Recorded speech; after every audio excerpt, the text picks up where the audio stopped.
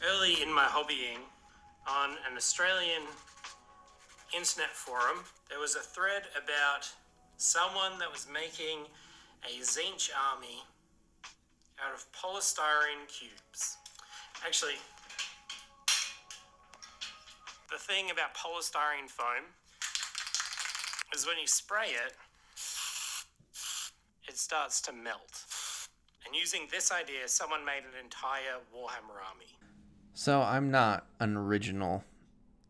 Sorry to say that. I don't come up with all my ideas just flowing out of my brain. Eventually, inspiration strikes and we need to jump on that inspiration. And what I've created in this video is not me trying to be a copycat. I am genuinely trying to put a twist on a very fun and cool idea, which is using polystyrene cubes to make an entire Tzeentch army, the cubes of Tzeentch.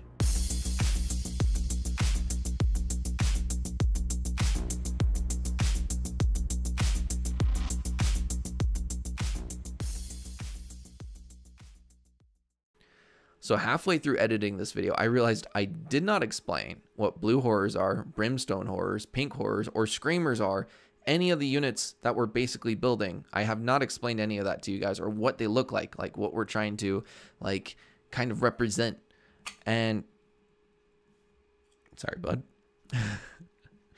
And I didn't explain what Tzeentch is. So let me pull it straight from the internet because I can get a little rambly.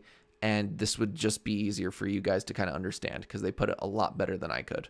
So I just Googled what is Tzeentch, and the first result says, Tzeentch, also known as the Changer of Ways, is the chaos god of change, evolution, intrigue, and sorcery. He who weaves the threads that connect every action, plot, and subtle intrigue in the galaxy-wide game of manipulation and subterfuge. That is like a perfect, that is just perfect. Like, I couldn't have said it better. And that's what makes the Cubes of Change really fun and like kind of a great idea because, yeah, Tzeentch has wild and wacky kind of artwork that's really like psychedelic-esque. And yeah, I feel like they fit perfectly. So let's talk about like blue horrors, pink horrors, and brimstone horrors. Pink horrors, blue horrors, and brimstone horrors are all the same demon, just slowly dissipating into like lower forms of energy as they get killed. Pink horrors die and then become two blue horrors. Blue horrors die and they have a chance of becoming a brimstone horror. This is what a pink horror looks like. This is what a blue horror looks like. And this is what a brimstone horror looks like. They look super cool, and maybe one of these days I'll buy the models themselves and paint them up. But till then, I just wanted to contribute to this idea of the Cubes of Tzeentch because it seems really, really fun. And I want to kind of keep that memory alive. And yeah, let's get into the project. Enough talking.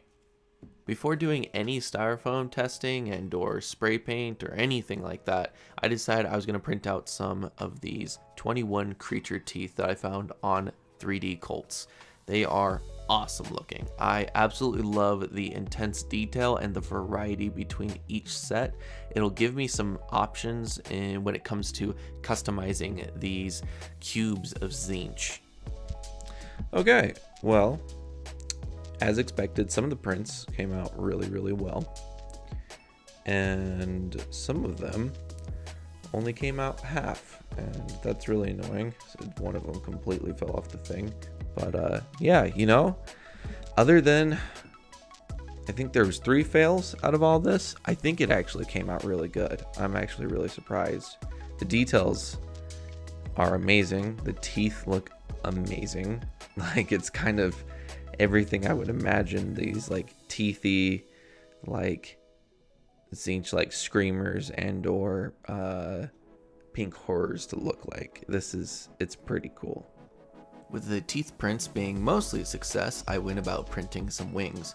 Now, 1 out of the 3 pairs of wings didn't come out too well, but with some adjustments, the rest came out smooth and perfect. With this being done, it was now time to get on to the main project. For the main part of the project, it's important that I tried out testing some cubes first. I'd always heard that styrofoam melted with rattle cans, but I've never tried it myself. So I cut up a couple of cubes and put them on some toothpicks and got to testing.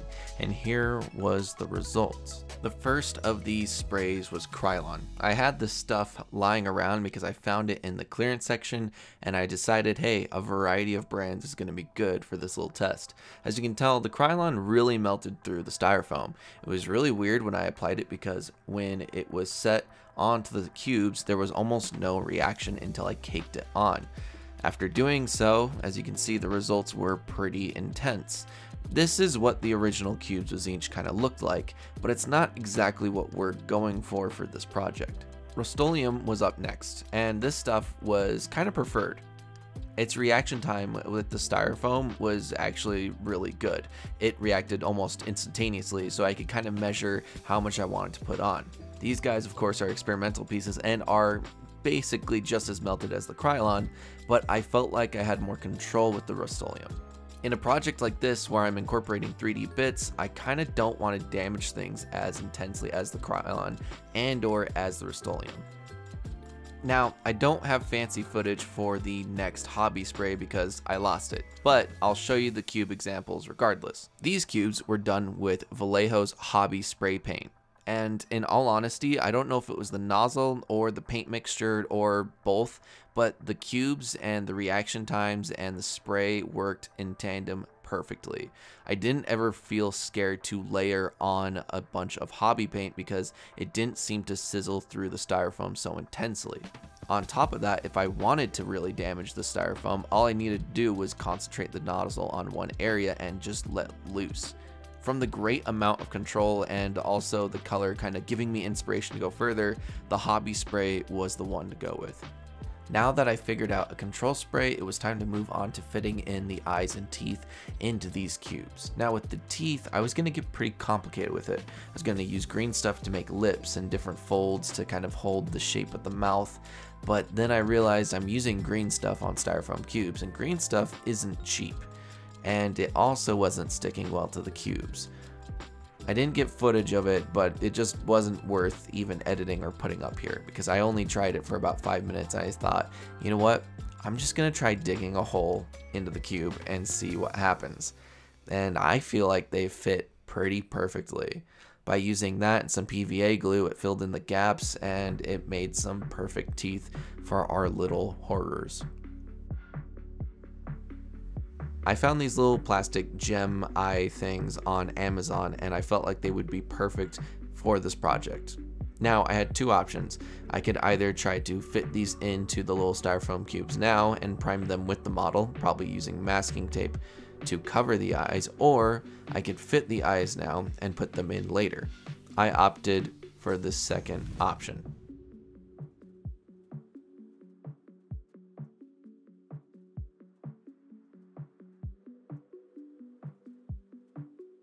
We did the same thing with the wings as we did with the teeth. Just stabbed them into the cube and applied some PVA glue to fill up the gaps, and voila. In my spare time, I like to, like everyone else, browse YouTube and just kind of BS. And I found a awesome little recipe. It was on the Zorpazorp channel, and he mentioned to make your terrain a little more sturdy, add 1 part matte varnish to 1 part PVA and just apply that to your terrain. And I wondered if it would work on my styrofoam cubes, and well, the results were pretty great. They're really, really sturdy now, and I suggest if you haven't tried that mix and or checked out Zorpazorp's channel, go give him a look.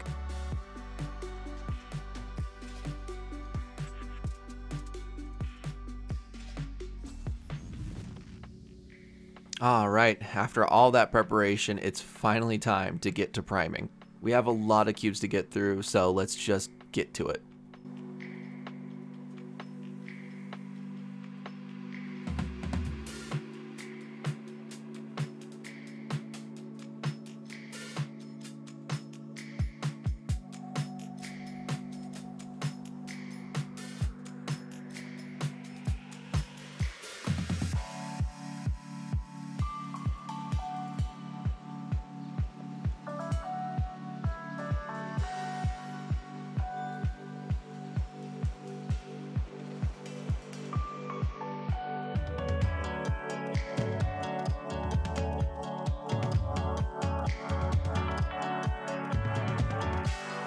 With the basing, we're going to be pretty simple about things. I used some spackle and then just applied some dirt on top.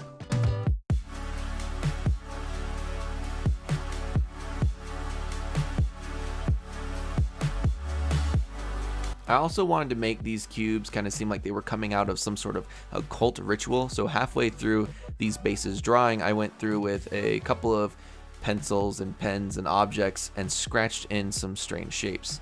I don't know how I feel about them looking back at the bases, but they're kind of cool.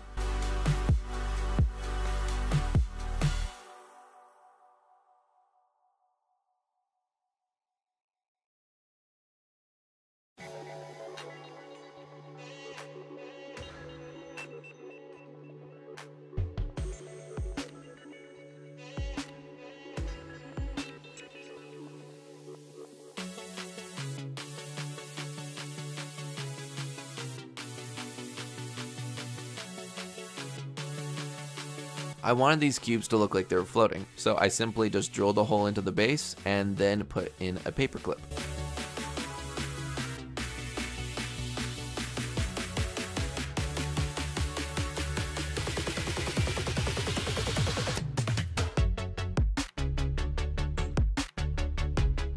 To emphasize that occult ritual theme, I put down some little 3D printed rocks that had some symbols in them, some skulls, and some candles.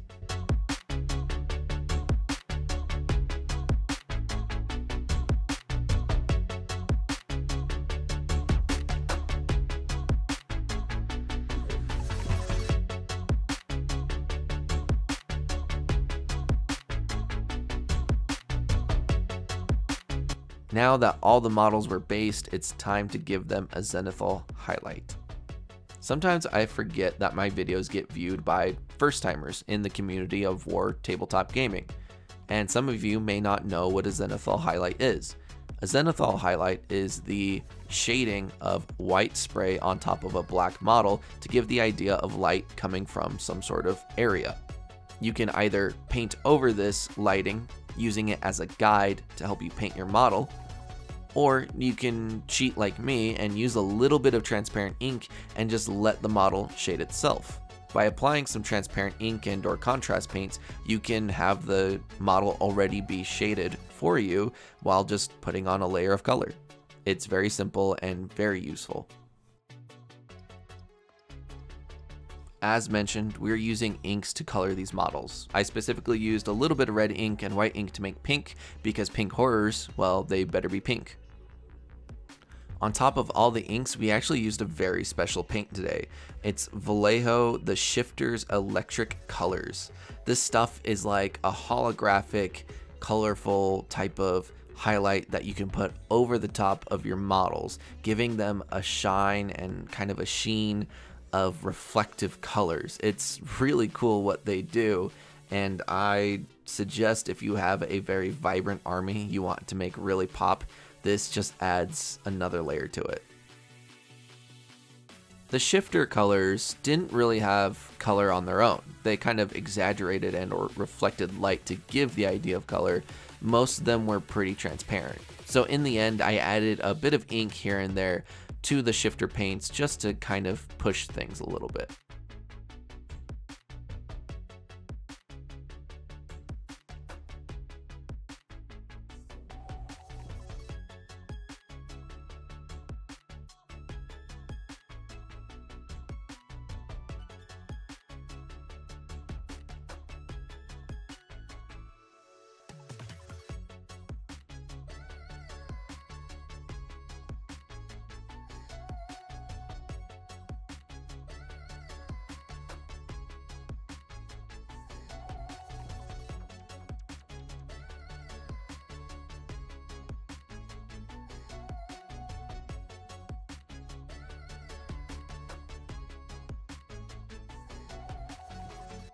So I realized I never showed you guys what these little cubes are representing.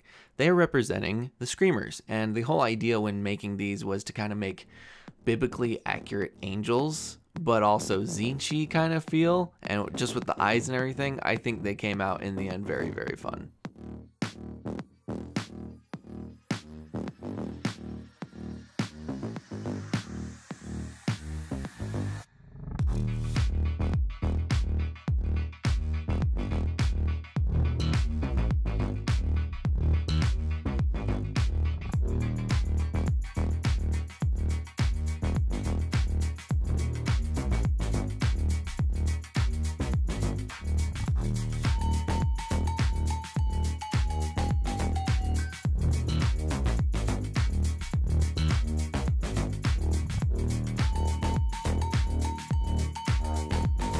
So obviously this is Rick, having already seen the project and seen the ending and everything, and I was talking to one of my buddies while I was editing this video, and he made it clear that I used the wrong bases for both the Brimstone and the Blue Horrors. So this army cannot be played, technically. It is really annoying and really saddening to my heart that I put so much time into these guys, but at the end, I realized these guys are still pretty delicate, and I would probably only ever use them as display pieces.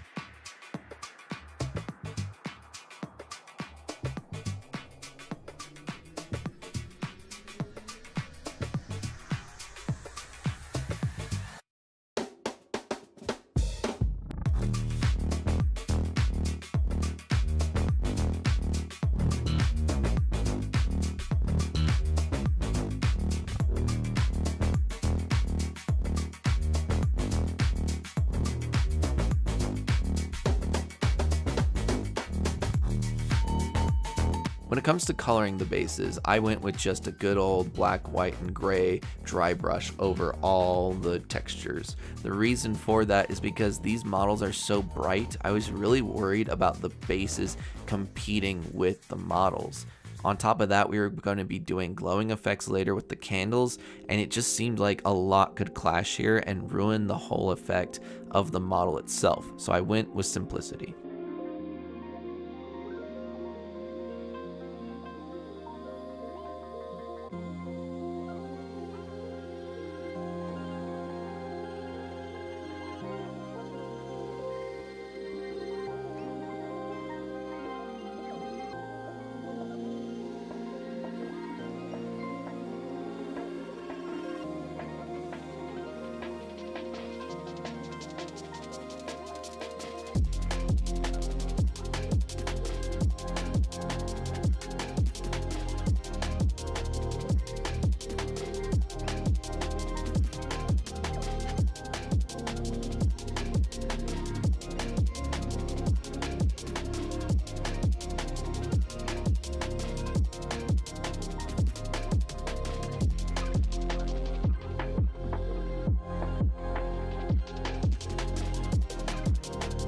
Now the last step to this whole project is getting the glow effect from the candles. Now I want to warn everyone, I am not good at glowing effects, but if anything, maybe this can be your guys' kind of example slash jumping off point of what not to do when it comes to doing glowing effects.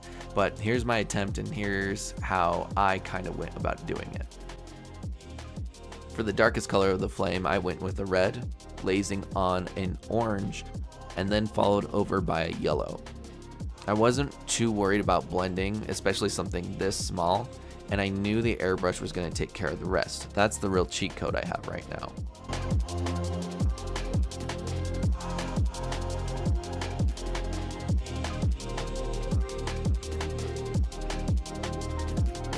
What I did is just load up a slightly transparent, thinned down orange ink and sprayed that over the top. And then in my mind, it just seemed to make sense. I don't know if this was correct, but I used that bone white again on the edges and areas of the candles where I thought the light wouldn't necessarily be hitting it. And to me, that looked pretty good. But I also noticed how dim the lighting effect was, and I decided to brighten it up by actually going over the whole project with the white ink and then going over it with that orange ink, making it brighter, and then going back through and adding the red, orange, and yellow once again. So you kind of seen two different versions of me trying something out, kind of making it okay, and then trying to brighten it up. Maybe it'll give you some reference on what to do with your future glowing effect projects.